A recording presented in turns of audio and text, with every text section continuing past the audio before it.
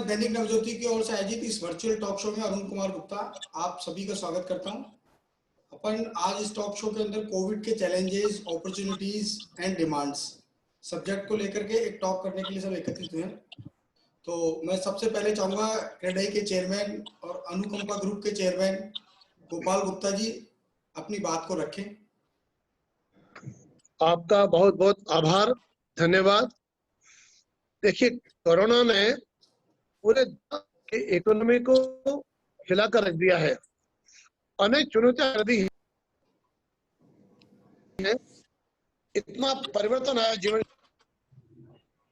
हर व्यक्ति अब ये महसूस करने लगा है उसके परिवार के लिए एक ऐसा आशियाना हो जहाँ पूरी सुविधा हो, पूरी सुरक्षा हो, अपने परिवार को पूरी तरह से सुरक्षित महसूस कर सके। वैसे तो कड़ी के हर मेंबर हमारे निरंतर प्रयास कर रहे हैं ऐसे मकान जहां उनके क्रेताओं को पूरी सुरक्षा प्राप्त हो। यही कारण है कि ड्यूरिंग कोरोना लॉकडाउन पिछले 3 महीने में हमारे किसी भी परिसर में किसी प्रकार की कोई शिकायत नहीं मिली। उसका कारण यह था कि मुख्य द्वार पर पूरी चेकिंग होती थी, अनजान व्यक्ति की परमिशन वहां नहीं थी, बिल्डिंग की जो आपूर्ति है मुख्य सामग्री की पूरी जांच पड़ताल के बाद परमिशन दी जाती थी, जिसके कारण परिसर में रहने वाले सभी लोगों को पूरी सुरक्षा मिली और किसी प्रकार की दिक्कत नहीं आई। 4 मई से अनलॉक फर्स्ट प्रारंभ हुआ है और मैंने ये सुना है, अपने साथियों से देखा है और अनुकंपा ग्रुप में मैंने खुद महसूस किया है कि मध्यम वर्गीय परिवारों में पैसों के प्रति रुझान बढ़ा है, इंक्वायरी बढ़ी है, आए दिन अनेक लोग आते हैं और इस बार केवल इंक्वायरी नहीं हो रही है, इंक्वायरी मैच्योर भी हो रही है। ये अच्छे लक्षण है और राज्य सरकार का भी रुख काफी सकारात्मक है। धारीवाल जी लगातार मीटिंग करके ये जानने की कोशिश कर रहे हैं कि क्या राहत प्रदान की जाए ताकि आमजन को सस्ते मकान मिले और निर्माण करने वालों को प्रोत्साहन मिले। विशेषकर नवज्योति का मैं आभार व्यक्त करना चाहूंगा कि आप हमेशा सकारात्मक प्रकाशन करते हैं। आधा गरम वाला निकाल दे। प्रदान की तो अरुण जी पूरे परिवार को, नवज्योति परिवार को मैं क्रेडिट की ओर से, अनुकंपा ग्रुप की ओर से आभार करना चाहूंगा, धन्यवाद देना चाहूंगा। बहुत बहुत आभार आपका। मैं आपसे जानना चाह रहा था कि अपन ने लॉकडाउन में भी बातचीत करी, अब अनलॉक सेकंड स्टार्ट हो गया है। अब इस अनलॉक सेकंड के अंदर जो सबसे पहले जो मेजर प्रॉब्लम थी वो माइग्रेंट लेबर्स की थी। आपने ये कहा था उस समय कि भाई लेबर्स जितनी हमारे पास है उतना ही काम कर पाएंगे। तो वर्तमान में जो प्रोजेक्ट्स की जो पोजीशन है, जैसे कि रॉ मटेरियल की जो सप्लाई नहीं हो पा रही है और माइग्रेंट लेबर्स की जो प्रॉब्लम है, तो ऐसे में टाइम पे डिलीवर कैसे हो पाएंगे प्रोजेक्ट्स? आपका कहना वाजिब है। इसके लिए जो रेरा अथॉरिटी है जी, उसने सारी बात को महसूस किया है जी, और गौर करके 1 साल के लिए टाइम को एक्सटेंड कर दिया है जी। ये खुशी की बात है कि जहां अन्य प्रांतों में 6 महीने का टाइम एक्सटेंड किया गया है, वही राजस्थान गवर्नमेंट ने व्यावहारिक पहलू पर गौर करते हुए 1 साल के लिए टाइम एक्सटेंड किया है।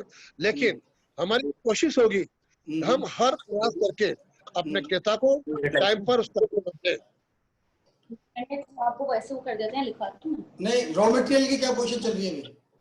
किस बारे में? रॉ मटेरियल सुना नहीं मैं कह रहा हूँ रॉ मटेरियल सप्लाई की क्या सप्लाई चेन बराबर चल रही है, रुकी हुई? निर्माण सामग्री की हाँ, कहीं कोई दिक्कत नहीं आ रही है, केवल थोड़ी लेबर की समस्या है कि जो श्रमिक थे हमारे उनको 4 मई के बाद एक प्रतिस्पर्धा लगी प्रत्येक प्रांत के अंदर कि मैं कितने अधिक मेरे श्रमिक को वापस लेके आता हूँ।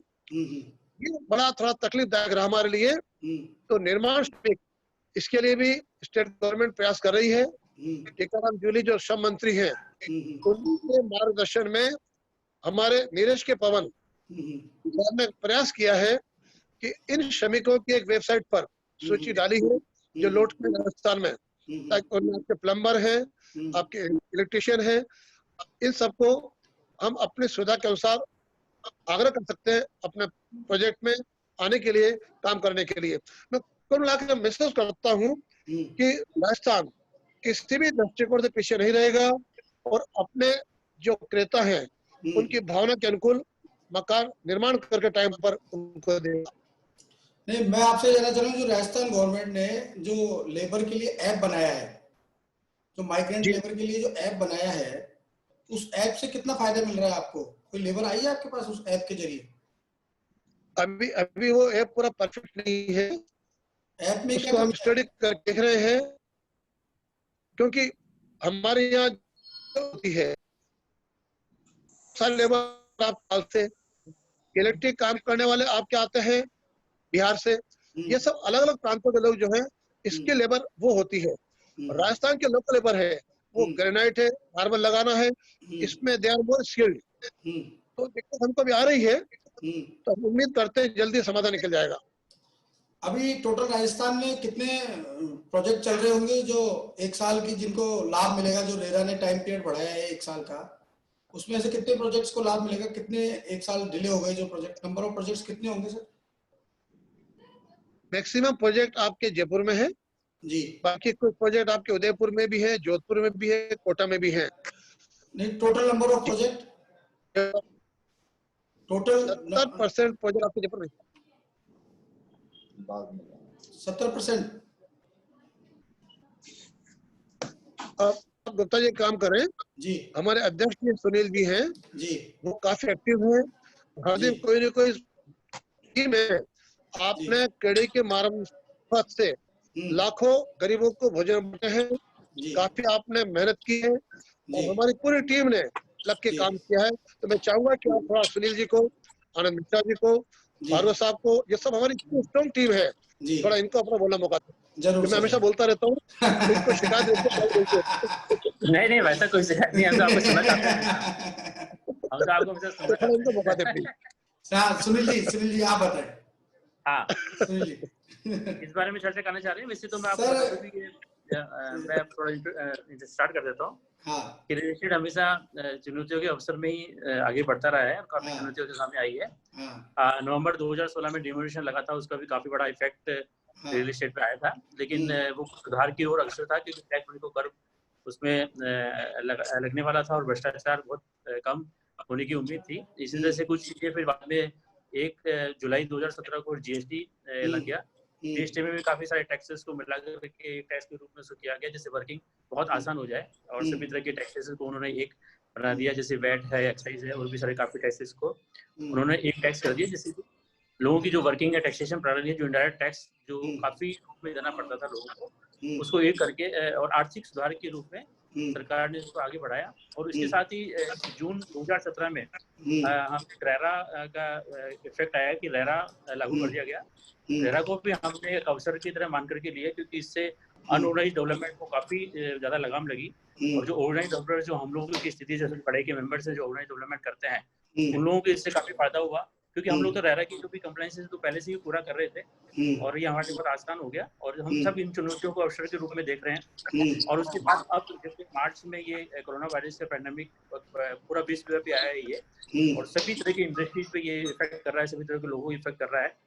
तो बेसिकली ये भी एक अपॉर्चुनिटी है, क्योंकि इस वक्त में घरों की बहुत बड़ी डिमांड निकल के आई है और लोग अपने घर पे वाले इलाके से बाहर आना चाहते हैं। जो लोग कंजेस्टेड एरिया में रहते हैं उससे बाहर निकलना चाहते हैं, जो लोग छोटे घरों में रहते हैं उससे बाहर निकलना चाहते हैं, इवन जो लोग बाहर विदेश में रहते हैं, एनआरआईज हैं, वो लोग भी इंडिया वापस आना चाहते हैं, अपने देश में वापस आना चाहते हैं। उनकी तरफ से हमको काफी अच्छी डिमांड मिल रही है। तो ये एक अवसर के रूप में लेके आया है और हम मानते हैं कि इससे रियल एस्टेट व्यापार को बहुत बड़ा बूस्ट मिलने वाला है और सभी तरह के घरों के में इस तरह की डिमांड बढ़ी है। घर क्योंकि जो अपार्टमेंट्स बनते हैं बेसिकली हम नई प्रणाली से उसको बनाते हैं, काफी खुले खुले घर होते हैं, अच्छी उसमें बालकनी होती है, अच्छे स्पेसेस होते हैं, खेल कूद की भी सारी चीजें व्यवस्थाएं वहाँ पे होती है।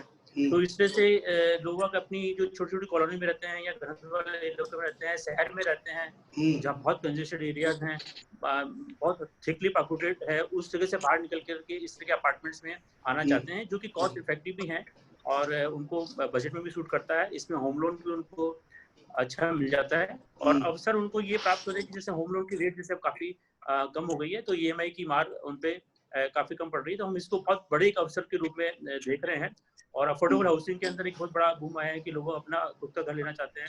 जो रेंटेड हाउसेज में भी रहते हैं, रेंटेड की उसकी जो वो रेंट पे खर्चा करता है, वो खर्चे को बंद करके वो अपनी प्रॉपर्टी में ईएमआई के रूप में इन्वेस्ट करता है। तो ये बहुत सारे अवसर हैं जो रियल एस्टेट व्यवसाय को काफी आगे लेके जाएंगे। आपको कुछ विशेष सवाल पूछना तो पूछिए। सर मैं ये कहना चाह रहा था कि जो रेरा से 1 साल का जो एक्सटेंड मिला है, उससे अपने कितने प्रोजेक्ट हैं जिससे होम डिलीवर हो पाएंगे 1 साल बाद तक? जैसा आपने कहा कोविड में घरों की चाहत बढ़ी है, लोग शहर से निकल के बाहर खुले वातावरण में रहना चाहते हैं। हाँ। आप एज ए क्रेडाई अध्यक्ष ऐसा कोई राजस्थान में कोई नंबर है कि अपने कितने प्रोजेक्ट अटके हुए थे या कितने लोगों को और लाभ मिलने वाला है? जो एक साल की जो राहत मिली है, बेसिकली वो राहत इसलिए दी गई है कि जो लिटिगेशंस उसकी वजह से जो होने वाले थे, यानी कि मान लो कि किसी बिल्डर घर एक माह के लिए डिले हो गया, वो बड़ी मेहनत कर रहा है, लेकिन 15 दिन डिले हो गया, 1 महीने डिले हो गया, 2 महीने डिले हो गया, तो उसी में भी कस्टमर रिफंड को मांगने का हकदार था और कुछ रेरा में शिकायतें बढ़ने की उम्मीद थी। तो ये मान करके सरकार ने 1 साल की छूट दी है कि 1 साल तक अगर कोई तरह का प्रोजेक्ट लेट नहीं होता हो, तो ऐसा नहीं है कि कोई सारे प्रोजेक्ट 1 साल डिले होंगे, ऐसा कुछ नहीं है।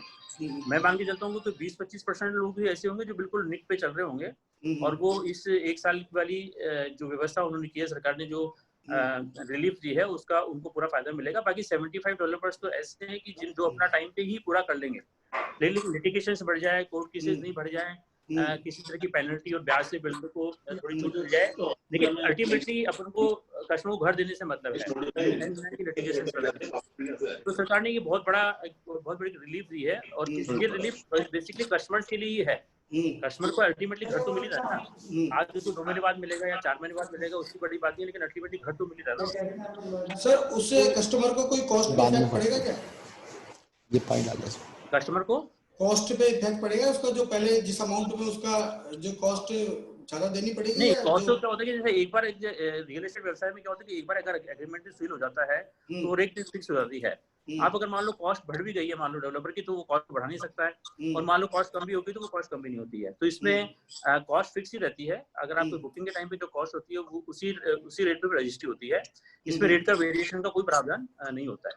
नहीं, मैं जानना चाहता था, आपने वो बात नहीं बताई पूरी, नंबर ऑफ प्रोजेक्ट्स कितने होंगे ऐसे पूरे राजस्थान की बात करें तो? अपन भाई करीब भाई दिवाली जैसे ये कोविड को आप जैसे न्यू चैलेंजेस को आप अपॉर्चुनिटी में लेते हैं, तो एक मोटा मोटी ऐसा कोई आंकड़ा होगा कि जिसमें कि भाई दिवाली पे भाई अभी फिलहाल जैसे करीब 1,500 प्रोजेक्ट्स जैसे रजिस्टर्ड है अपने रेरा के अंदर, तो 25% लोगों को उसका फायदा मिलेगा। करीब 300-400 प्रोजेक्ट्स को इसका सीधा फायदा मिलेगा इस बात का, जो अपने प्रोजेक्ट्स को थोड़ा सा टाइम लिमिट से बाहर करके पूरा कर सके। सर जयपुर में सबसे ज्यादा प्रोजेक्ट है, जयपुर के बाद राजस्थान में ऐसा कौन सा सिटी जो तेज गति से आगे बढ़ रहा है हाउसिंग सेक्टर में? देखिए इसके बाद जोधपुर काफी तेजी से आगे बढ़ रहा है,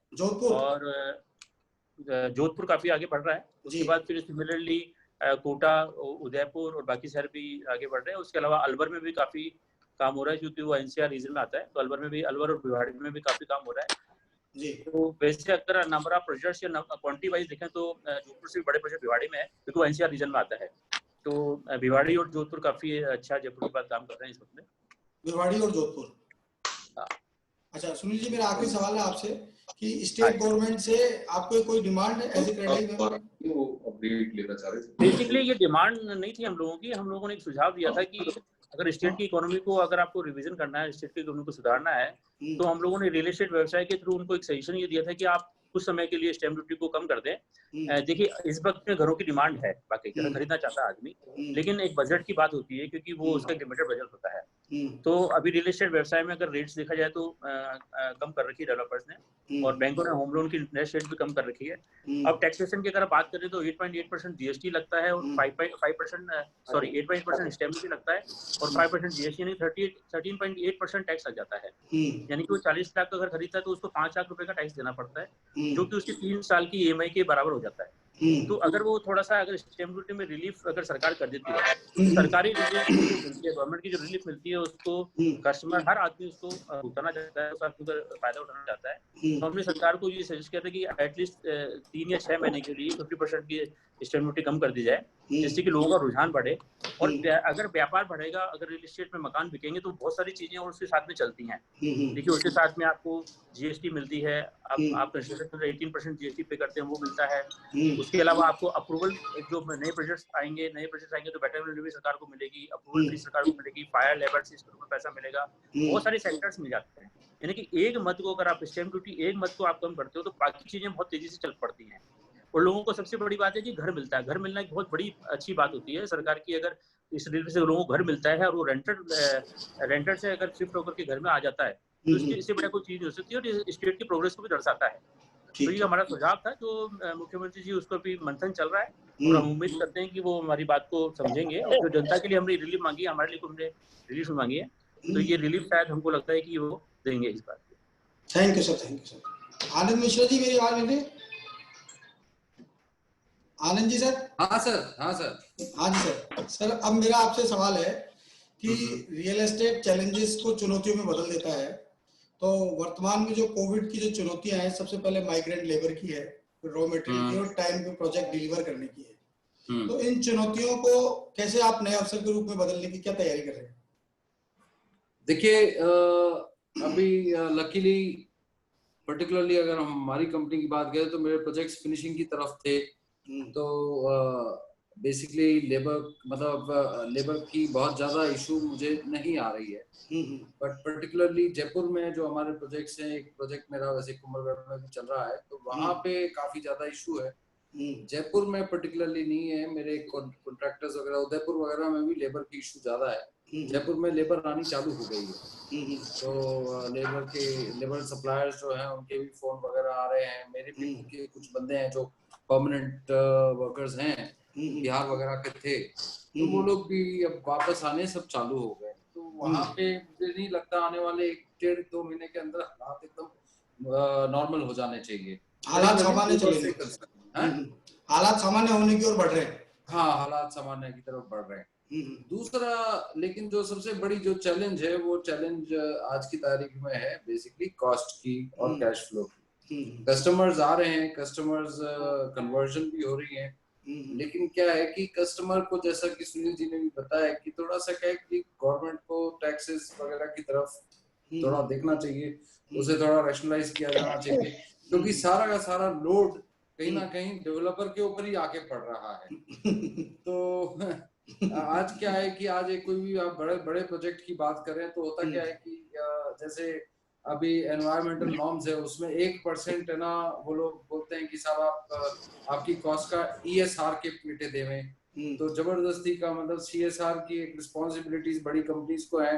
डेवलपर का तो धंधा ही बेसिकली CSR है, अगर आप उसको टोटलिटी में देखें तो हम तो सारे डेवलपर्स को यही बोलते हैं, हमारा तो धंधा ही CSR का है। अब उसको क्या है कि कई प्रकार से लाद दिया गया है डेवलपर को। जैसे आपका बड़ा प्रोजेक्ट है तो वो बोलेंगे साहब 1% ESR में दें, लेबर सेस की लोड है ही 1% की। फिर उसके बाद अल्टीमेटली फिर उसके बाद क्या है कि प्रोजेक्ट्स में अपने अफोर्डेबल हाउसिंग के लिए इतना परसेंट 5% आपको अफोर्डेबल हाउसिंग के लिए देना है अल्टीमेटली क्या है, और उसको इस सर्टेन प्राइस में बेचना है। तो अल्टीमेटली इन चीजों से क्या है कि फिर उसके बाद जैसे BAR है तो BAR की भी लिमिट उन्होंने कम कर दी, जिससे क्या है कि काफी बड़ी लायबिलिटी कोई भी प्रोजेक्ट में BAR के पैसे जमा कराने पड़ते हैं। तो क्या है कि काफी ज्यादा लाभ किया गया है, और अल्टीमेटली ये जो कॉस्ट है, ये सारी कॉस्ट अल्टीमेटली तो कस्टमर से ही वसूली जाती है ना। हाँ, कस्टमर से GST भी है और बाकी चीजें भी है। तो इन चीजों को कुछ रैशनलाइज करे जाने की जरूरत है। जबरदस्ती की एक लायबिलिटी जैसे डेवलपर्स के ऊपर डाल दिया गया है रिस्पॉन्सिबिलिटी अफोर्डेबल हाउसिंग की, तो वो क्या है कि ऑलरेडी काफी प्लेयर्स काम कर रहे हैं, तो डेवलपर्स के ऊपर से ये जिम्मेदारी हटाई जानी चाहिए अफोर्डेबल हाउसिंग की। हाँ, तो सरकार ने क्या है खुद की जमीनें बेचने के लिए, तो अगर आपने हाल में पढ़ा होगा डिसीजन आया है कि भाई जमीन जो ऑक्शन करेगी सरकार, उसके अंदर डेवलपर को अफोर्डेबल हाउसिंग देने की लायबिलिटी नहीं रहेगी, जबकि कोई निजी प्रोजेक्ट्स हैं उसके ऊपर लायबिलिटी अभी भी खड़ी है। तो ये क्या है कि सब सारी चैरिटी व्यापारी से कराई जाए, ये थोड़ा सही नहीं है। मतलब उससे क्या है कि अननेसेसरी हार्डशिप होती है। अगर आप ये देखेंगे अभी नए प्रोजेक्ट्स पिछले, अगर आप रेरा वेबसाइट पे भी जाके देखेंगे तो पिछले साल 1.5 साल के अंदर नए प्रोजेक्ट्स जो रजिस्टर हुए हैं वो काफी कम हुए हैं। तो बेसिकली कहीं ना कहीं क्या है कि डेवलपर जो है वो और overall real estate industry stress में है, और ये जो बाकी जो एक्स्ट्रा जो चीजें ऐड लाद दी गई हैं डेवलपर्स के ऊपर, इसकी वजह से परेशानी बहुत ज्यादा हो रही है। तो एक इस चीज को सॉर्ट आउट करना चाहिए। अपॉर्चुनिटी तो आज की तारीख में जैसे अगर देखा जाए तो सिटी से बाहर, मेरी जानकारी में कई लोग हैं, हमारे पास भी इंक्वायरीज आ रही हैं, सिटी से लोग बाग बाहर मूव करना चाहते हैं, क्योंकि अभी सिटी वाले बट कंपैरेटिवली वर्ल्ड सिटी के अंदर के लोग काफी हार्डशिप से गुजरे हैं, तो वहां पे लोग बाग बाहर निकलना चाह रहे हैं। तो अगर उनको थोड़ा सा प्राइस में, टैक्सेस में फायदा मिले तो वो मूव कर लेंगे, चीजें मूव करेंगी। ये है मोटा मोटा। Thank you sir, thank you. Atmaram ji, आवाज मिल रही है? हाँ आ रही है। हाँ सर, स्वागत है आपका, आप थोड़ा सा लेट जुड़े। हाँ नहीं, बहुत बहुत धन्यवाद अरुण जी और सुनील जी, गोपाल जी भाई साहब, अपने मिश्रा जी, सारे लोग हैं। हाँ जी, हाँ, बहुत बहुत आपके बिहार पे स्वागत। सर मैं ये जानना चाह रहा था कि जो सेंट्रल गवर्नमेंट की एक तो जो अभी कोविड के दौरान एक तो मॉरिटोरियम, हाँ, और एक दूसरी जो ये पीएम आवास खरीदने की वो जो सब्सिडी और सीएम की, तो इससे कोविड के दौरान रियल एस्टेट को कितना बूस्टअप मिल पा रहा है या नहीं मिल पा रहा है, या सब हवाई किले साबित हो रहे हैं? देखिए कोविड का जो इफेक्ट है, निश्चित तौर से जो आपने कहा ना कि कोविड की जो चुनौतियां हैं उनको अपॉर्चुनिटी में कैसे कन्वर्ट की जाए, उसके लिए सब लोग प्रयास करते हैं। सारे बिल्डर साथी सब एकजुट होकर लगे हुए हैं, पहली बात। दूसरी चीज, मार्केट में डिमोनेटाइजेशन, लिक्विडिटी का क्रंच हो गया था, तब से लगातार ये कुछ न कुछ चीजें आ रही है। मेरा आया, जीएसटी आ गया, अब ये कोविड आ गया, तो इफेक्ट तो सारे मार्केट पे ही है। इसके साथ साथ जो मार्केट में लिक्विडिटी शॉर्टेज आई है, एम्प्लॉइज की माने, मार्केट में कस्टमर्स की माने, बिजनेसमैन की माने, एमएसएमई सेक्टर की माने, तो सबकी आय के ऊपर इफेक्ट हुआ पड़ा है। और इसके साथ साथ अच्छी बात ये हुई है कि जो लोगों का रहने का कल्चर था, वो कल्चर में ये आया है कि शहर की बहुत डेंस एरिया से निकल के बाहर खुले एरिया में रहा जाए, फ्लैट्स के अंदर, ऐसे फ्लैट्स में रहा जाए जहाँ की पूरी सुविधाएं हैं। ये एक सोच में बदलाव आया। दूसरे टाउनशिप्स वगैरह हैं और है जिनमें पूरी सुविधाएं हैं, उनमें रहा जाए। तो ये एक शहर के डेंस एरिया से थोड़ा आदमी खुले माहौल में निकलने की एक विचारधारा डेवलप हुई है। इसका एक सबसे बड़ा फायदा ये हुआ है कोविड चैलेंज। हाँ, और राजस्थान की बात करें जहाँ 6.5 करोड़ की पॉपुलेशन है, यहाँ पर लगभग 20 लाख हाउसेज की आज भी जरूरत है। मुद्दा इतना सा कि 20 लाख जो हाउसेज की जरूरत है वो अभी पूरी एक साथ करने की क्षमताएं लेने वालों की नहीं है, खरीदारों की क्रय शक्ति नहीं है, लिक्विडिटी का बहुत ज्यादा एक प्रायोरिटी चेंज हो गई लोगों की। ऐसी स्थिति में हम ये मांग कर रहे हैं कि जरूरत भी है और बनाने वाले भी हैं, लेकिन इस गैप को पूरा करने के लिए सरकार की कहीं ना कहीं आवश्यकता है हमें। तो जैसे पहले इंडस्ट्री थी, उसमें इमेज बिल्डर की एक दूसरी तरह से मानी जाती थी कि यार तो बहुत पैसे वाले ये वो है, लेकिन अब जब से रेरा लागू हो गया है तब से एक ये आ गया कि इंडस्ट्री के रूप में आ गया है, और रेरा लागू होने से सब रेगुलराइज हो गई, सब चीजें सिस्टमाइज हो गई हैं। तो इस हाउसिंग इंडस्ट्री को एक इंडस्ट्री का दर्जा देने की आज महती आवश्यकता है, बहुत बड़ी आवश्यकता है। और इंडस्ट्री के साथ साथ इसको इंफ्रास्ट्रक्चर का दर्जा, मतलब इंडस्ट्री का दर्जा और इंफ्रास्ट्रक्चर का दर्जा देना चाहिए। जैसे रोड ब्रिजेज को देते हैं तो हाउसिंग को भी इसमें देना चाहिए। पहला पॉइंट तो ये है कि ताकि सरकार से इसमें इंटरवेंशन हुआ तो इससे कम ब्याज की दरों में कमी आएगी, लोगों का जो रुझान इसमें कम है वो थोड़ा बढ़ेगा, विश्वास बढ़ेगा, बैंकर्स का विश्वास बढ़ेगा, एनबीएफसी का विश्वास बढ़ेगा, सरकारी एजेंसियों का विश्वास बढ़ेगा, और थोड़े से जो सुविधाएं एमएसएमई को, इंडस्ट्रीज को मिलती है वो इनमें भी मिलने लगेगी। एक तो सबसे बड़ी बात है। चीज इसमें यह है कि आज जीएसटी जैसे लगाने की इसमें बात है कि आज स्टैम्प ड्यूटी भी स्टेट गवर्नमेंट लगा रही है और वो भी 8-9% हो गई है, अब आप देखिए, और जीएसटी भी 5% लग रही है।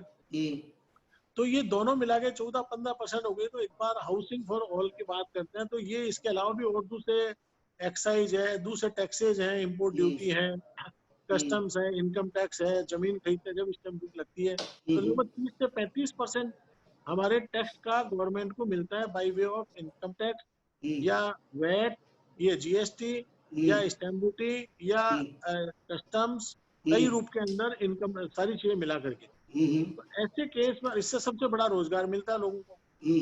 300 इंडस्ट्रीज हमसे जुड़ी हुई है तो इसको इंडस्ट्री का दर्जा दिया जाना बहुत आवश्यक है। आपने जो बात पूछी कि पीएम आवास योजना की बात है, तो पीएम आवास योजना भी एक बहुत ही महती योजना है। काफी प्रोजेक्ट आ रहे हैं जयपुर में भी, राजस्थान में भी। उनके साथ साथ इसमें एक हमने भी सीएम साहब से भी कहा था कि राजस्थान में सीएम आवास योजना के तहत जो हाउसेज बन रहे हैं उनके जो बेनिफिट, एक तो पहली बात उसमें बेनिफिट बहुत दिए जाने की आवश्यकता है, तो उसी को बेनिफिट को पीएम आवास योजना में भी देना चाहिए। पीएम आवास योजना और सीएम आवास योजना में कोई ज्यादा अंतर नहीं है। तो वो जो बेनिफिट स्टैंप ड्यूटी का बेनिफिट है वो पीएम आवास में भी मिलना चाहिए। दोनों को एक पार्ट ट्रीट करना चाहिए। सेंट्रल गवर्नमेंट की स्कीम है, स्टेट गवर्नमेंट की स्कीम है, अल्टीमेटली कस्टमर के लिए है सारी। तो कस्टमर्स को राहत मिले उससे कम रेट की। और दूसरे जो बेनिफिट्स है इसके अंदर, जो सब्सिडी के और के जो सारे के सारे स्टेट गवर्नमेंट जो दे सकती है स्टैंप ड्यूटी का पर्टिकुलरली, वो बेनिफिट पास ऑन इसके तहत हो जाता है। तो ये डिमांड हमने की हुई है और आपके माध्यम से भी हम ये बोलना चाहेंगे। और तीसरी चीज ये है कि आज स्टैंप ड्यूटी की रेट से 2% और बढ़ गई। मतलब इस बजट में बढ़ाया था 10% सरचार्ज का और 20% फिर सरचार्ज बढ़ा दिया, तो लगभग 2% स्टैंप ड्यूटी बढ़ गई। जो सरचार्ज के कारण 8-9% होने लग गई। तो ये 8-9% आज अफोर्डेबिलिटी है नहीं। हमने डिमांड तो गवर्नमेंट से की थी कि भाई आज कम किया जाए, इसमें स्टैंप ड्यूटी को आधी की जाए, लेकिन किसी कारण से आधा करना तो रह गया, उसमें बढ़ उड़ गया 1%। तो अभी हमारा आपके माध्यम से भी कहना होगा कि स्टैंप ड्यूटी को जस्ट आधा कर दिया जाए। तो ये एक हमारी डिमांड है। तो इस डिमांड को मैं समझता हूँ आप लोगों की कलम भी जोर डालेगी और गवर्नमेंट से सारे बिल्डर साथी सब लगे हुए हैं और सबके सामूहिक प्रयास है। तो इसका अभी तक रिजल्ट नहीं आया, तो रिजल्ट की उम्मीद है कि राज्य सरकार विचार करेगी। और माननीय मुख्यमंत्री जी बहुत ही संवेदनशील है इस मुद्दे पे और उन्होंने काफी गंभीरता से इन चीजों को समझा भी है। माननीय धारीवाल जी ने बहुत गंभीरता से सुना है कि इस इंडस्ट्री से खाली बिल्डर का भला या बुरा नहीं हो रहा, इससे 300 इंडस्ट्रीज कहें, रोजगार कहें, उनका सबका जुड़ाव है। तो मेरा कहना यही है कि इस चीज के ऊपर गौर करके और ये इंडस्ट्री को मजबूती की ओर आगे बढ़े तो ये एक अपॉर्चुनिटी में बदल सकती है। Thank you sir, thank you. Rajesh ji, मेरी आवाज मिल रही है आपको? राजेश भार्गव जी, आ रही है। राजेश जी, मेरे आपसे सवाल ये है कि सब लोग कह रहे हैं कि कोविड के दौरान शहर की जो डेंसिटी एरिया के जो लोग हैं वो बाहर की ओर मूव कर रहे हैं और बिल्डर्स उनको उनके प्राइसेस में मकान देने के लिए तैयार हैं। तो राजेश जी, मेरा कहने का मतलब है कि जितने भी बाहर के जो प्रोजेक्ट्स हैं, चाहे अफोर्डेबल हाउसिंग के हैं, चाहे वैसे फ्लैट्स हैं या विलाज है, उसमें आज भी पानी, बिजली, सड़क, इनकी समस्याओं से जूझते हैं। कुछ एक की बात नहीं कर रहे, लेकिन कई अधिक से ऐसे जूझते रहते हैं कि पानी की भी टैंकरों से सप्लाई होती रहती है। तो इसको लेकर के आपकी सरकार से क्या मांग है या बिल्डर के स्तर पे इन सब चीजों की तैयारी होनी चाहिए? देखिए, आफ्टर कोविड जितने भी डेंस एरिया के लोग हैं, सिटी के लोग हैं, वो बाहर आने में इच्छुक है। लेकिन अभी आज की डेट में नोटबंदी के बाद जो सबसे बड़ी प्रॉब्लम हमें फेस करनी पड़ रही है वो है लिक्विडिटी। तो लिक्विडिटी बिल्डर्स के पास बहुत कम है। दूसरा, गवर्नमेंट का सपोर्ट।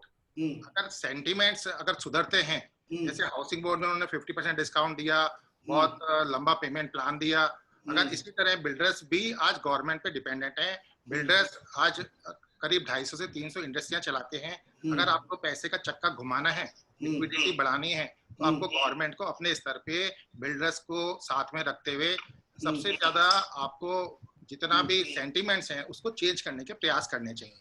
सेंटिमेंट्स आप 2-3 तरह से चेंज कर सकते हैं। शहर से लगता हुआ जो इलाका है, सपोज वैशाली एक्सटेंशन है, मानसरोवर एक्सटेंशन है, वहाँ की जो मेन सेक्टर रोड्स हैं, सबसे पहले उस पर फोकस करना चाहिए। जहाँ सेक्टर रोड आती है, जहाँ सड़क, पानी, बिजली आती है, वहाँ अपना व्यवसाय आता है।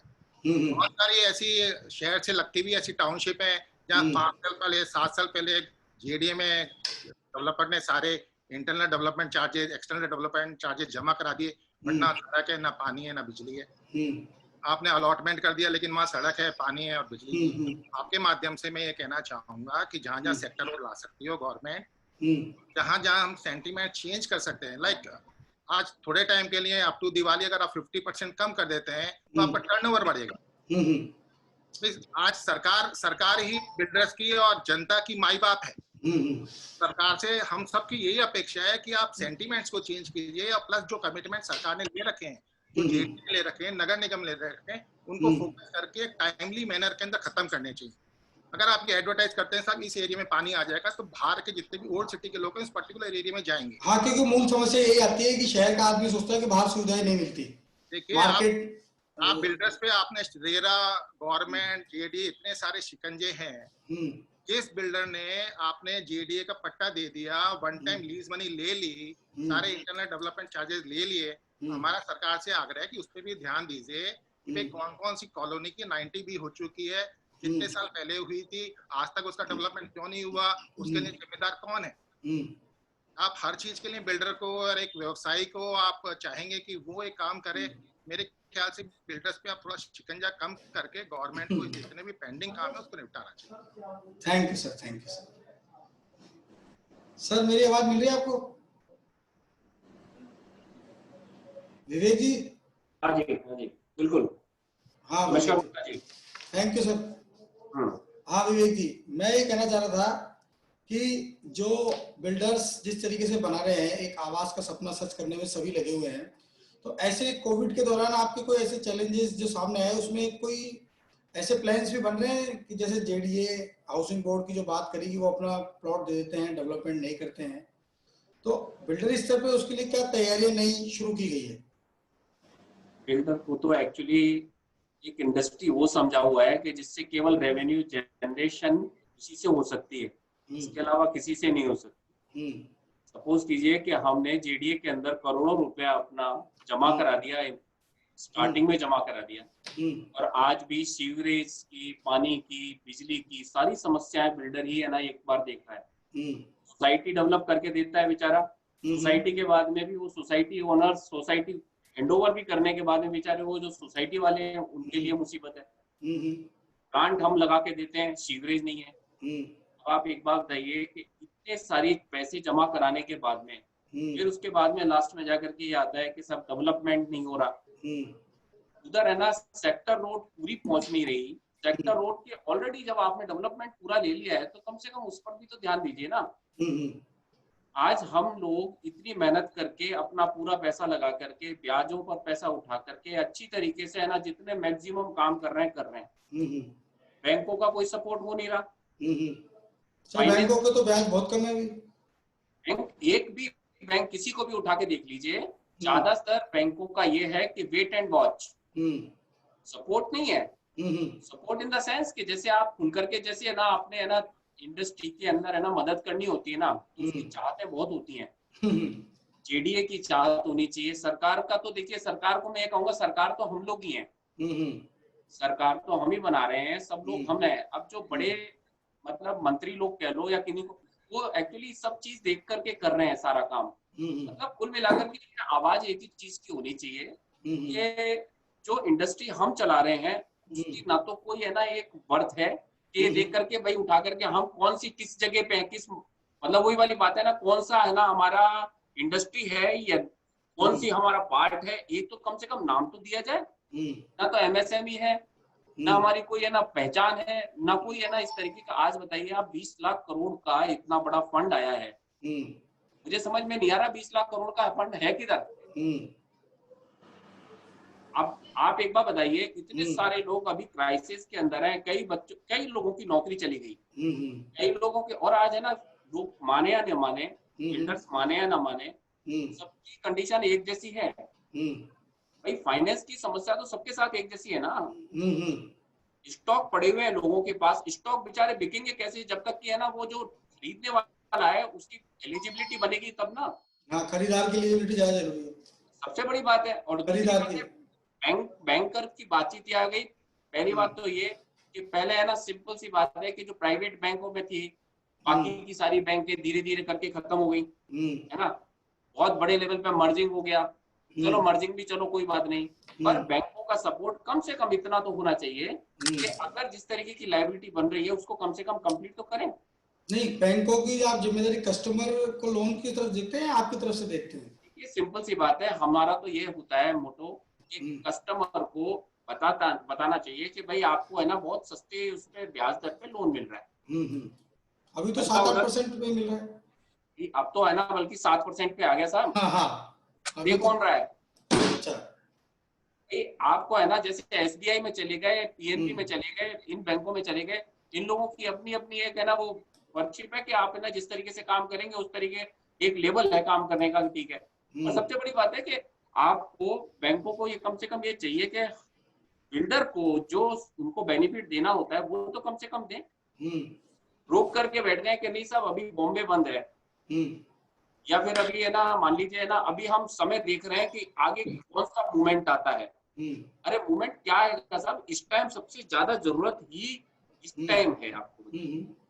जब आपको जरूरत है तब आप है ना कुछ है ना मदद नहीं कर रहे हैं। इधर है स्टैंप ड्यूटी पर स्टैंप ड्यूटी बढ़ती चली जा रही है, उधर कोई भी चीज नहीं। केवल आदमी को है ना एक इतना सा बात है, ये बिल्डर तो एक ऐसी जगह पे है कि जो आदमी चाहे ना उससे वो गर्दन पकड़ ले वो अपना आप ही ले जाएगा आगे। बिल्डर भी ऐसा है कि भाई देखिए ऐसा है काम हमारे को यही करना है। अब गवर्नमेंट है ना जिस तरीके से लास्ट में जाकर के कौन पिसेगा, कौन कस्टमर पिसेगा, कस्टमर लास्ट एंड यूजर ही पिसता है ना।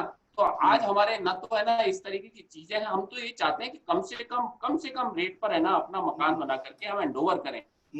अब ये तो है नहीं ना रुपए का दुगना हो रहा है, सबकी ब्याजें लग रही हैं, चाहे कोई भी बिल्डर हो, नीचे से लेके ऊपर तक सब बिल्डर्स है ना अपनी ब्याजों पर या अपने पैसों से जितने भी काम कर रहे हैं सब कहीं ना कहीं इतने बड़े बड़े फंड लगा के कर रहे हैं। तो सपोर्ट होना चाहिए गवर्नमेंट का, ना सेंट्रल गवर्नमेंट सपोर्ट कर रही है ना है ना स्टेट गवर्नमेंट सपोर्ट कर रही है।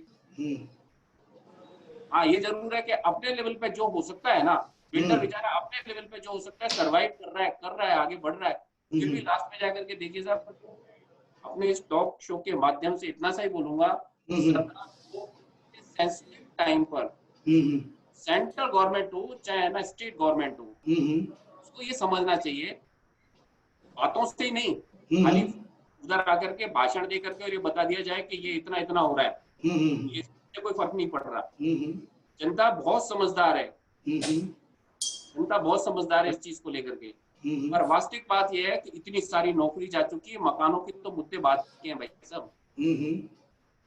सरकार को आगे आकर के पहले कदम पर कुछ स्टैंप ड्यूटी को कुछ इस तरीके से ऐसा मुद्दा ऐसा करना चाहिए, कम करना चाहिए, बिल्डर को सपोर्ट कीजिए। अब आप एक बार बताइए, सरकार अपनी जमीन बेचने के लिए EWS के मकान फ्री कर सकती है, और प्राइवेट बिल्डर के लिए तो देना होगा भाई। प्राइवेट बिल्डर कहाँ जाएगा भाई? आज सपोज करो एक छोटा सा कोई है कि ना 6-7 लाख स्क्वायर फीट का बना रहे हैं तो उसमें आपको 40,000 स्क्वायर फीट चाहिए भाई साहब, और जो किसी काम का नहीं है उसमें खाली कुत्ते घूमेंगे लास्ट में, कोई नहीं लेता उधर आकर के। कोई भी कच्ची बस्ती एक बार बताइए, आज कोई भी कच्ची बस्ती कोई शिफ्ट हुई है कि बड़ी अच्छी जगह पर? सब बेकार की बात है साहब। योजना बने, अगर ये वाले पैसे चाहिए तो सरकार अपने काम में थोड़ा बहुत अगर इसमें से निकाल के बिल्डर, सारे बिल्डर सपोर्ट करने के लिए तैयार है। सब लोग सब जानते हैं सरकार अपने लेवल पे अपना काम देख रही है, ये नहीं है कि थोड़ा बहुत सपोर्ट बिल्डर को प्राइवेट बिल्डर कहाँ से लेकर के आएगा साहब, ये बताइए। मतलब मूल विषय यही है कि सरकार की स्टैंप ड्यूटी और सेक्टर रोड और डेवलपमेंट का जिम्मा अगर सरकार ढंग से उठा ले तो बिल्डरों की जो अर्थव्यवस्था बिगड़ी हुई है वो सुधर सकती है। सर इतनी सी नहीं है, बहुत सारी बातें, इस टॉक शो में मैं क्या बात बताऊंगा। बस यही है कि दुखड़ा है ना सबका एक जैसा है, कोई किसी मुद्दे पे बात कर सकता है और कोई किसी मुद्दे पर। ठीक बात है, ठीक बात है सर, ये है आपने। ठीक सर, मैं चेयरमैन साहब के पास फिर आऊंगा लौट कर। जरूर सर। चेयरमैन साहब मेरी आवाज सुन पा रहे? हाँ जी फरमाएं। हाँ, अपने विनय जोशी जी जुड़े थे, शायद लेफ्ट हो गए, रविंद्र प्रताप सिंह जी भी लेफ्ट हो गए। मैं यहीं पर हूँ भाई साहब। अच्छा, विनय जोशी जी। हाँ, मैंने कहा विनय जोशी जी दिख रहे। हाँ विनय जोशी जी, आपका स्वागत है। नमस्कार, थैंक यू सर। हाँ सर, आपका तो सर अफोर्डेबल में ज्यादा नाम है, तो सर क्या चुनौतियां अवसर में बदली है कोविड पोस्ट अनलॉक के दौरान? इस कोविड के माहौल में लोगों को घर की महत्ता समझ में आई है। जी सर। घर का महत्व क्या होता है ये समझ में आई है, ये समझ में आ गया। और घर ही है जो अल्टीमेटली आपके काम आएगा। और अभी तक मैं सुन रहा था, सारे प्रबुद्ध लोग यहाँ पर बातें कर रहे थे हमारे साथी जी। बाहर लोग निकलेंगे अब शहर से जी, लेकिन जी उनके सामने एक चुनौती है जी।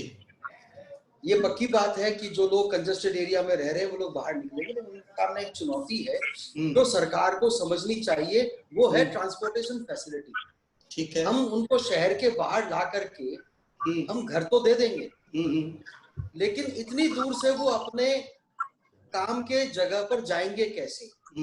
तो इस पर सबसे पहले सरकार को ध्यान देना चाहिए और शहर का जो ट्रांसपोर्ट इंफ्रास्ट्रक्चर है वो दुरुस्त करना चाहिए। अगर वो नहीं होगा तो थक हार करके लोग जिस कंजेस्टेड एरिया में रह रहे हैं वो वहीं रुक जाएंगे, अपने रोजगार को देखते हुए वो फिर कभी बाहर नहीं निकलेंगे। जो बड़ी स्कीम्स बन रही हैं प्राइवेट डेवलपर्स के द्वारा, उनको अपनी सोसाइटी के अपने मेंटेनेंस सोसाइटी के साथ जोड़ करके एक ट्रांसपोर्ट फैसिलिटी भी शुरू करनी चाहिए, जहां पर लोग शहर के बीच तक पहुंच सके, जहां से वो दूसरे साधन का उपयोग करके मतलब फीडर का काम कर सकते हैं। उनके जो साधन है, बिल्डर्स उनको साधन उपलब्ध अगर करवा देते हैं तो वो वहां पर बहुत अच्छे रूप में रह सकते हैं। लेकिन अभी आप समस्याओं के बारे में पूछ रहे थे, तो समस्याएं तो इतनी सारी है हमारे रियल एस्टेट के अंदर, और सरकार को ऐसा लगता है दोहन का एक ही तरीका है। पेट्रोल और डीजल के बाद में बिल्डर ही दिखते हैं कि इनको जितना दू सकते हो इनको दू लो, जितना टैक्स मिलेगा वो इधर से ही मिल सकता है। समस्या ये है कि उनको ये समझ में नहीं आ रहा कि आज पिछले 5 साल के अंदर में रियल एस्टेट जिस जगह पर आकर के खड़ा हो गया है, अब अगर रियल एस्टेट सेक्टर को सुविधाएं सरकार की तरफ से नहीं मिली, छूट नहीं मिली, तो ये देश क्रैक कर सकता है, क्योंकि लाखों करोड़ रुपए बिल्डरों के प्रोजेक्ट्स के ऊपर में बैंकों के और बाजार के लगे हुए हैं। अगर ये प्रोजेक्ट्स डिफॉल्ट होने शुरू हो गए, हम बहुत ही नाजुक स्थिति में खड़े हैं, बहुत ही नाजुक दौर पे खड़े हैं। आपके टॉक शो के माध्यम से सबने बैंकों के बारे में कहा, सबने सरकार के बारे में कहा, लेकिन एक बहुत ही महत्वपूर्ण बात है जो मैं सबसे एक रिक्वेस्ट करूंगा, मैं चाहूंगा कि आप अपने न्यूज़पेपर में भी इसको डालें। जरूर जरूर। मुझे पता है कि हमारे जो कस्टमर्स हैं वो भी प्रेशर में, उनके पास भी धन नहीं है, लेकिन जिनके पास है और जो बैंक से कह करके अपनी एक किस्त जमा करवा सकते हैं बिल्डर के पास, तो सब लोगों को अपनी कम से कम एक किस्त अपने प्रोजेक्ट के लिए देनी चाहिए। बिल्डर के हाथ में लिक्विडिटी आएगी, क्योंकि बिल्डर्स भी टूट चुके हैं। ये अगर काम होता है तो इससे हमारे अपने व्यापार के अंदर में एक लिक्विडिटी आएगी। ये सिर्फ किसी एक प्रोजेक्ट के लिए नहीं है, मैं समग्र रियल एस्टेट मार्केट के लिए कह रहा हूँ। कस्टमर कैसे किस्त का पेमेंट करे, इस बारे में थोड़ा सा विस्तार से बताएंगे? बैंकों से जो लोन होता है जी, बहुत सारे प्रोजेक्ट्स ऐसे हैं जो मेरी जानकारी में है, जहां पर नोटबंदी के बाद में जो प्रोजेक्ट्स डिले हुए हैं, डिले की वजह से बहुत सारे पेमेंट्स कस्टमर्स के आए नहीं जी।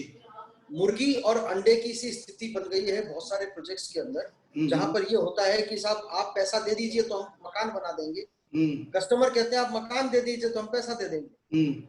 तो ये स्थिति और ज्यादा गंभीर नहीं हो तो जिन बैंकों से उन्होंने लोन लिया हुआ है, हम उनसे पूरा पैसा तो मांग ही नहीं रहे, उनसे कहते हैं एक किस्त जो भी आपकी बनती है, यूजुअली 10% की किस्त होती है उनके घरों के हिसाब से, आप एक किस्त और दे दीजिए, जिससे कि वहां पर रोटेशन शुरू हो जाए, कस्टमर भी ईज हो, और भाई आपका वैसे तो बहुत सारा पैसा फंसा हुआ है, एक किस्त और भी अगर फंस गई तो क्या होगा, लेकिन कम से कम निकलने का तो चांस बनता है ना, मार्केट में लिक्विडिटी आ जाएगी और कुछ भी नहीं होगा।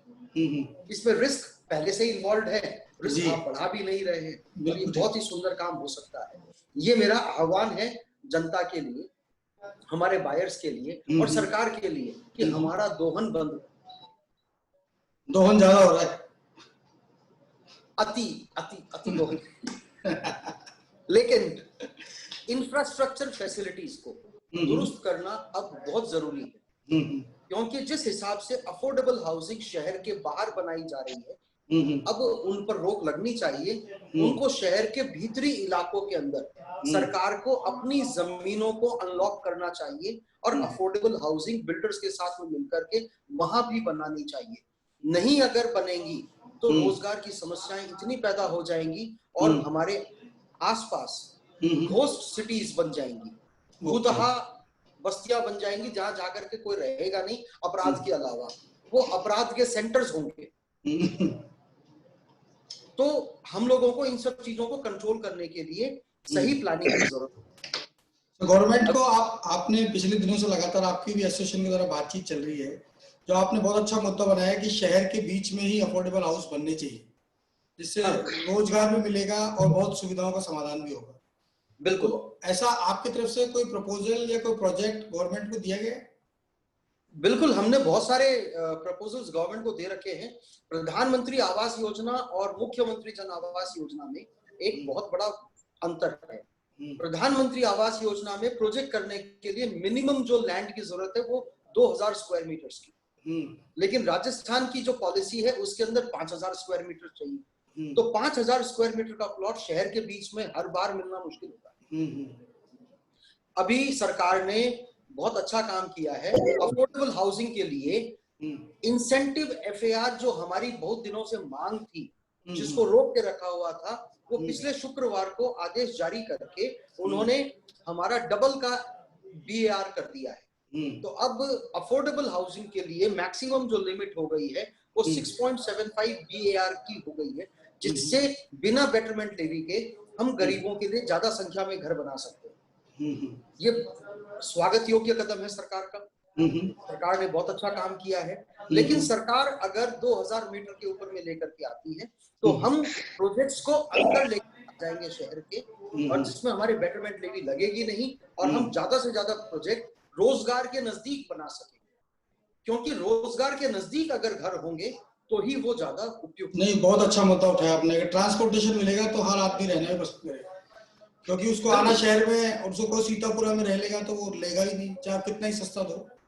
हाँ, तो शहर के लोगों को हम ये मान लेंगे जो जोरी बाजार में रह रहे हैं, जो छोटे छोटे कमरों में रह रहे हैं, उनको निकलना है बाहर। आप उनको सीतापुरा तो ले जाएंगे, लेकिन उनको अपने नगीने की घसाई करने के लिए तो वापस जोरी बाजार ही आना है। जब तक उसको अपने रोजगार के क्षेत्र में घर नहीं मिलेगा तब तक वो बाहर नहीं जाएगा। बाहर जाना चाहता है, वो खुली हवा में सांस लेना चाहता है, लेकिन इसके लिए सरकार को ट्रांसपोर्टेशन की व्यवस्था करनी पड़ेगी। उसके बगैर कुछ हो नहीं पाएगा। बहुत अच्छा सुझाव, बहुत अच्छा सुझाव दिया, बहुत अच्छा सुझाव दिया। Thank you, thank you sir, thank you. Sanjay ji, Sanjay Sharma, Sanjay ji आवाज मिल रही है? बिल्कुल आ रही है सर, आवाज आ रही है। संजय शर्मा जी, स्वागत है आपका। Thank you Arun ji.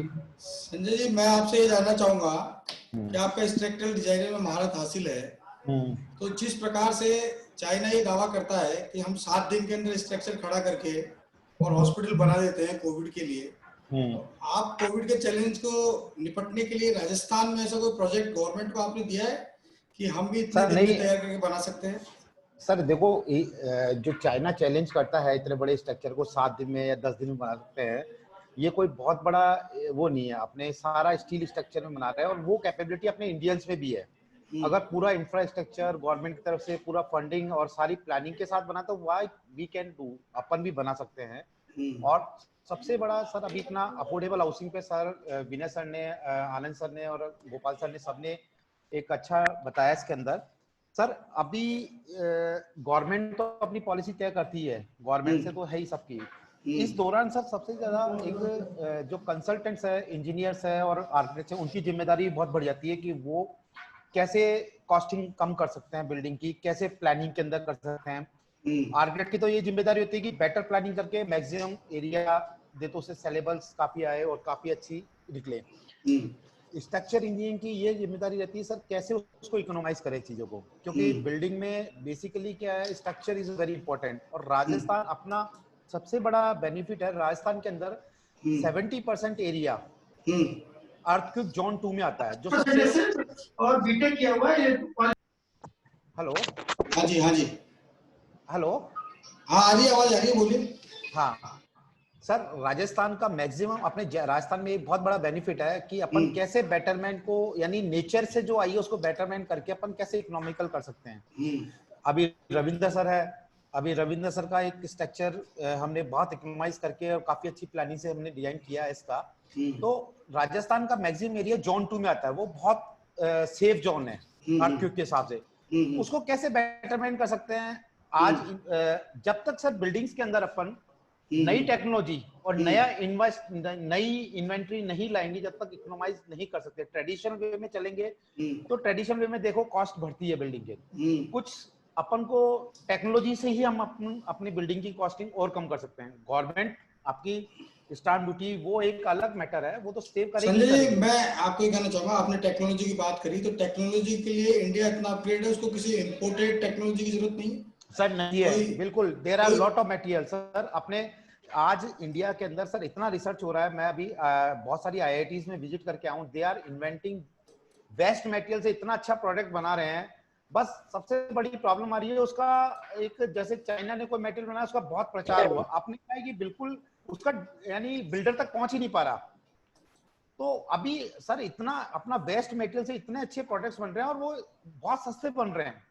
आज सर बिल्डिंग में सबसे बड़ी प्रॉब्लम क्या है, आज अपन ट्रेडिशनल वे में बनाते हैं तो उसकी रनिंग कॉस्ट सर, आज बिल्डिंग के अंदर रहने वाला, आज सूरज की गर्मी भी आ रही है, हीट भी आ रही है, उसको कैसे अपन वेस्ट प्रोडक्ट से कैसे उसको एनर्जी एफिशिएंट बिल्डिंग बनाएं। क्योंकि रनिंग क्या होता है सर, बिल्डिंग में रहने वाला रनिंग कॉस्ट भी तो एक बहुत ज्यादा इंपॉर्टेंट है। किसी ने बिल्डर ने परचेज, आज मैंने मकान बनाकर परचेज करके रख लिया, जब मैं रहूंगा एसी भी लगाएगा। आज ये नहीं कह सकता सर एक अफोर्डेबल हाउसिंग वाला एसी अफोर्ड नहीं कर सकता, वो भी करता है सर। उसके घर में जाओगे फ्रिज भी मिलेगा आपको, फैसिलिटी वो सारी चाहिए उसको। तो वो चीज भी अपन को एनर्जी एफिशिएंट कैसे इकोनॉमाइज कर सकते हैं बिल्डिंग को। और सर मैं आपको कह रहा हूं अपन टेक्नोलॉजी से बिल्डिंग की कॉस्ट को बहुत रिड्यूस कर सकते हैं, ये डेफिनेटली बिल्कुल। तो टेक्नोलॉजी में अपन को आगे आना पड़ेगा और सभी बिल्डर्स अभी यहाँ हैं। एक सबसे बड़ी समस्या क्या रहती है सर कि कोऑर्डिनेशन की कमी रहती है कंसल्टेंट्स। जैसे आज सबसे पहले बिल्डर से टच आते हैं आर्किटेक्ट्स, सारी प्लानिंग फाइनल हो जाती है, सब कुछ हुआ तो उसमें शुरू से सारी एजेंसी को एक साथ इन्वॉल्व करके दे आर मच सेविंग। हम बहुत अच्छी सेविंग कर सकते हैं बिल्डर्स के अंदर, बिल्डिंग्स के अंदर टेक्नोलॉजी से कर सकते हैं। एक अच्छा पूरी साइट पे एक पूरा टेक्नोलॉजी से बहुत अच्छी सेविंग कर सकते हैं। तो मैं सबसे ये कहूंगा कि ये बहुत अच्छी सेविंग होती है बिल्डिंग्स के अंदर, तो इसको भी आप अंदर करें कि कॉस्टिंग कैसे अपन को मेन मोटर की सस्ते घर देना। Thank you Sanjay ji, thank you, आपने बहुत अच्छा सुझाव दिया। रविंद्र प्रताप जी सर, मेरी आवाज सुन पा रहे हैं? रविंद्र प्रताप जी? हाँ सुन पा रहा हूँ। रविंद्र प्रताप जी, आपका क्या कैमरा ऑफ हो रखा है? हेलो, हाँ ऑन करें। हाँ रविंद्र जी, मेरी आवाज सुन पा रहे हैं? हाँ मैं सुन पा रहा हूँ। हाँ सर, कोविड के चैलेंजेस और अपॉर्चुनिटीज के बारे में बताएं, रियल एस्टेट सिनेरियो में कैसे देखते हैं आप? कोविड के बाद में आफ्टर पोस्ट कोविड हमारे को एक बाजार के अंदर एक नया सेंटिमेंट्स देखने को मिल रहा है। जो पहले हमारे यहाँ पे जो विजिट्स होती थी, ग्राहक आता था, वो आता था घूम के चला जाता था। अभी मैंने लास्ट 1 महीने से ये महसूस किया है कि जो भी ग्राहक मेरे प्रोजेक्ट पे पहुंचा है वो उसने वो फ्लैट लिया ही है। मतलब आप ये देखिए कि कोविड में जो डर है, अगर हम उसके ऊपर ध्यान देते हैं और उसको कन्विंस करने की कोशिश करते हैं तो वो कन्वर्ट बहुत अच्छा हो रहा है। दूसरा, पोस्ट कोविड हम लोगों की जो नेट मार्केटिंग थी या जो हमारी ई कॉमर्स वाली मार्केटिंग थी उसको बहुत ज्यादा बढ़ावा मिला है। तो बाजार के सेंटिमेंट्स, जो कि मैं एक वैल्यू होम्स बनाता हूँ, मेरे जो होम ज्यादातर बनते हैं वो 15 लाख से लेकर 30 लाख की रेंज के होते हैं, तो मुझे बहुत ही अच्छा सकारात्मक बाजार का रुख लग रहा है। और कोविड से मुझे ऐसा लगा है कि बाजार में मांग की कोई कमी हुई हो, ऐसा मुझे नहीं लग रहा। मतलब बाजार में मांग है? हाँ, बाजार में है, तेजी है, बाजार के अंदर काम हो रहा है। तो सर ये अनलॉक सेकंड का ड्यूरेशन स्टार्ट हो गया है, तो इसमें आपकी कंपनी के द्वारा न्यू प्लानिंग्स और न्यू कुछ ऐसे आपने स्कीम्स तैयार की है कस्टमर्स के लिए? जैसे आपने ई कॉमर्स का जिक्र किया, अभी तो आजकल लोग बाग प्रॉपर्टी भी ऑनलाइन हाँ। परचेज करने लग गए हैं। फेसबुक पे ही अपना फ्लैट देख लेते हैं और सीधे फोन करके और बुक कर देते हैं। तो बिल्कुल हम वर्चुअल टूर हम करा रहे हैं, हमारे जितने भी ग्राहक हैं उन सबको हम वर्चुअल टूर करा रहे हैं। हाँ, बट ऐसा नहीं हुआ कि किसी ने बिना देखे अपने घर बैठे ही पैसे भेज दिए हों। ऐसा बहुत 1-2% चांसेस में हुआ है। बाकी वर्चुअल टूर बायर कर लेता है और उसके बाद एक बार फिजिकल जरूर देख रहा है कि बिल्डिंग की पोजीशन क्या है, बिल्डिंग कहाँ बनी हुई है। कर तो रहा है वर्चुअल टूर, पर ऐसा नहीं हो रहा कि भाई वो अपने घर बैठे बैठे ही पैसे भेज रहा हूँ, ऐसा नहीं हो रहा।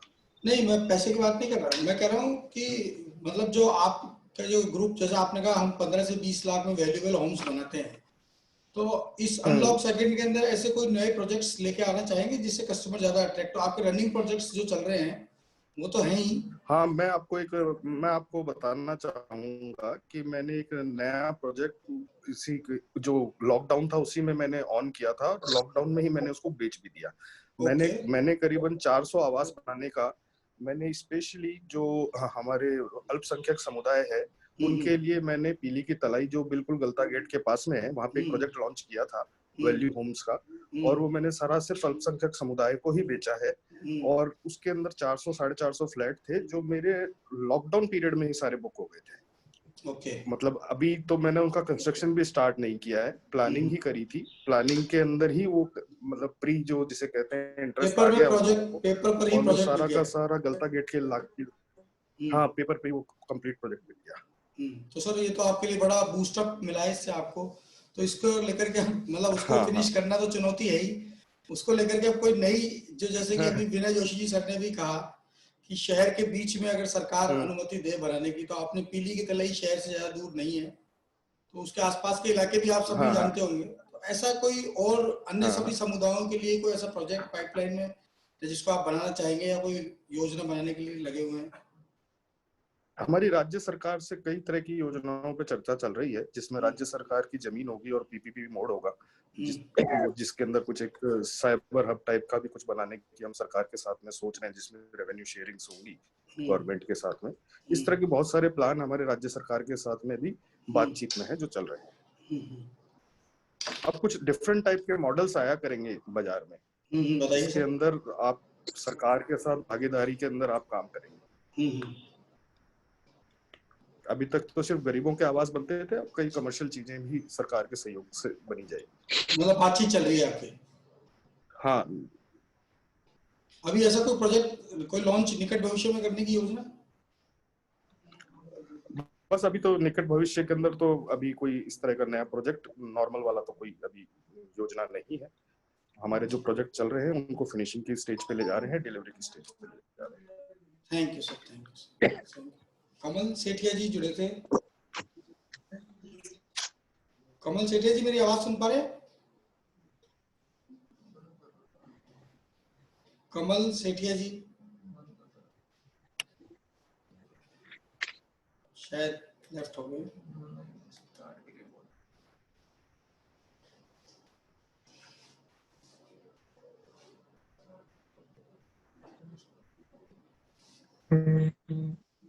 शायद वो नहीं जुड़ पा रहे हैं। सर सभी से बातचीत हुई, बहुत ही अच्छा लगा। आप सभी लोगों ने महत्वपूर्ण सुझाव दिए, हम भी आपकी आवाज को आगे तक पहुंचाएंगे। सर आप लोगों का सभी का बहुत बहुत धन्यवाद। चेयरमैन सर मेरी आवाज सुन पा रहे हैं? बिल्कुल सुन पा रहे हैं। मैं एक बात कहना चाहता हूँ। जी सर जरूर सर, बताइए। राजेश भार्गव जी का सुझाव सबसे महत्वपूर्ण है। जी बताइए। कि सरकार हमसे अनेक प्रकार के शुल्क लेती है। जी। Fire cess, labour cess, outer development charges, betterment levy, लेकिन इसका उपयोग नहीं करती है। जेडीए और नगर निगम पूरे करें, लेकिन हम आपके पास से सरकार चाहते हैं, सरकार ने पैसे लिए हैं, आप कम से उस मद में खर्च कीजिए, विकास होगा। विकास होने से हमारे प्रोजेक्ट की वैल्यू बढ़ेगी और ग्राहक को लाभ मिलेगा। तो आप इसका करें, तो सरकार से मांग करें, सरकार से बात पहुंचाएं कि राजस्थान का बिल्डर काम करना चाहता है, रोटी कपड़ा मकान तीनों आपकी जिम्मेदारी सरकार की है। लेकिन आपकी जिम्मेदारी को हम पूरा करना चाहते हैं, प्रतिबद्ध हैं, संकल्पबद्ध हैं, लेकिन हमें मौका दीजिए। हम आपके प्रतिस्पर्धी नहीं हैं, हम आपके पूरक हैं। आपके दायित्वों को, आपकी जिम्मेदारी को हम पूरा कर रहे हैं। इसलिए जो समस्या हमारे सामने आ रही है उसको सुने, समझे और समाधान करें। धन्यवाद आपका। Thank you sir, thank you sir. Sir सबका आपको धन्यवाद सर। सर आपका अभिनंदन, वंदन। Thank you sir.